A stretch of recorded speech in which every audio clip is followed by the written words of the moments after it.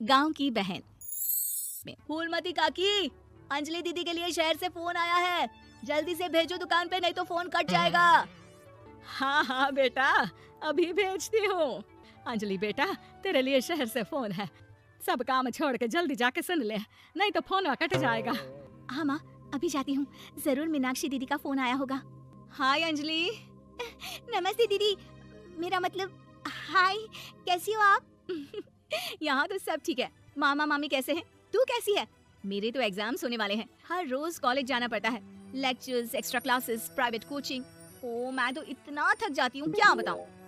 आपकी कॉलेज वाली बहन जी आपको इतना पढ़ाती है, तो घर कब जाती हैं आप दीदी? अरे नहीं नहीं, ये सब सिर्फ मेरी प्रोफेसर नहीं पढ़ाती, मैं अलग से दूसरे टीचर्स के पास भी पढ़ने जाती हूँ।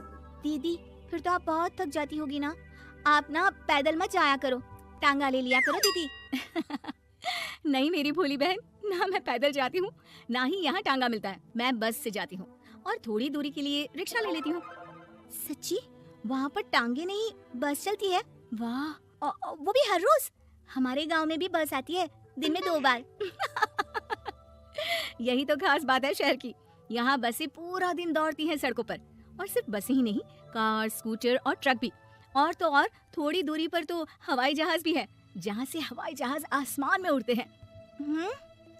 अच्छा दीदी, मैं फोन रखती हूँ, बुआ जी फूफा जी को मेरा नमस्ते कहना। हाँ माँ, हम लोग शहर में क्यों नहीं रहते? बुआ जी, फूफा जी और मीनाक्षी दीदी तो शहर में ही रहते हैं। अरे क्योंकि तेरे बुआ जी की शादी शहर में हुई थी, इसलिए बेटा।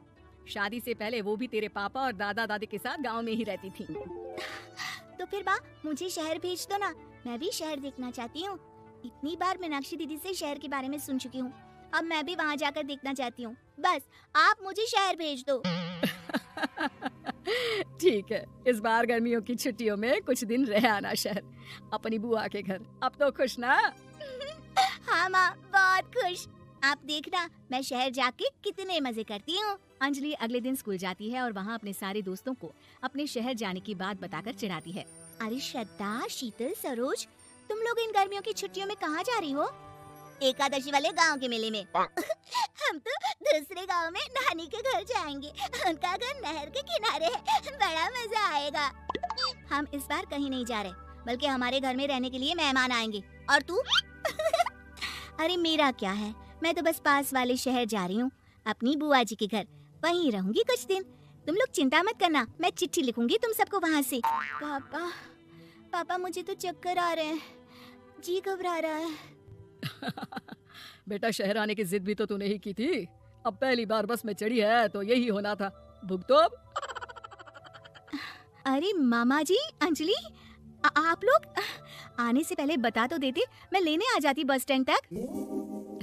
आओ आओ भैया, आओ बेटी अंजलि। माँ बुआ जी कैसे हैं वहाँ, और भाभी कैसी हैं? सब ठीक है, बस अंजलि जिद कर रही थी कुछ दिन आप लोगों के साथ रहने की, सो छोड़ने आ गया। दीदी आप मुझे शहर घुमाने ले जाओ ना, मुझे भी शहर देखना है। हाँ हाँ चल, तैयार हो जा जल्दी से। अंजलि तैयार होने जाती है और कुछ देर बाद जब बाहर आती है तो अरे ये क्या कर दिया तूने, मार्केट तक ही तो जाना है, इतनी डार्क रेड लिपस्टिक, इतने बड़े बड़े झुमके और चूड़ियां और चेहरे पर इतना सारा पाउडर।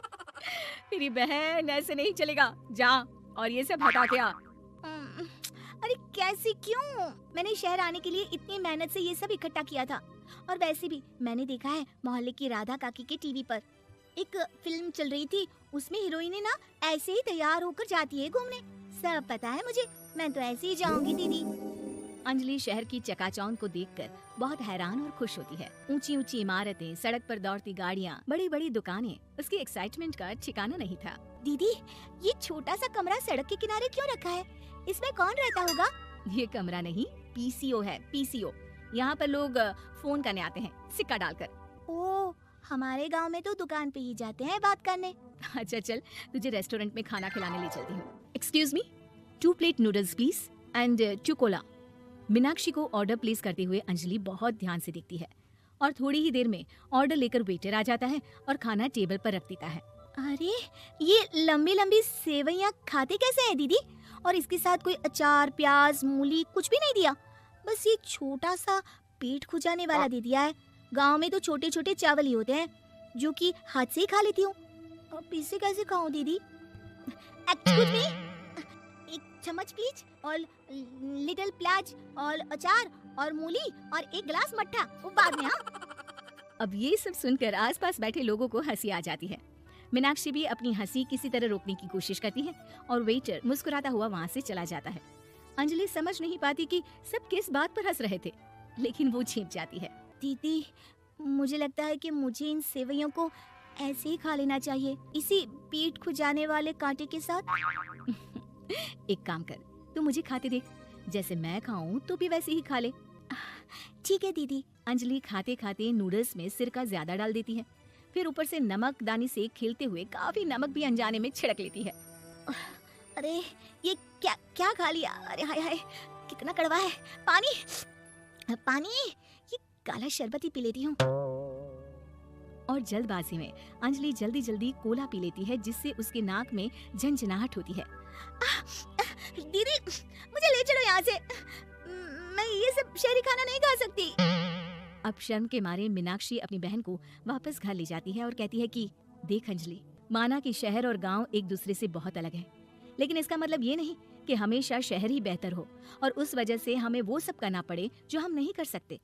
शहर में सहूलतें तो हैं ही, पर चुनौतियां भी हैं। हम जहाँ भी रहें, हमें कभी अपने आप को कम या ज्यादा नहीं समझना चाहिए, और किसी भी नई जगह में ढलने में समय लगता है। उसके लिए तुम्हें दूसरों की नकल करने की कोई जरूरत नहीं है। बेटा, घूम लिया शहर या अभी और घूमना है? नहीं पापा, मैं अपनी गलती समझ गई हूँ, आप गांव ही ले चलिए मुझे।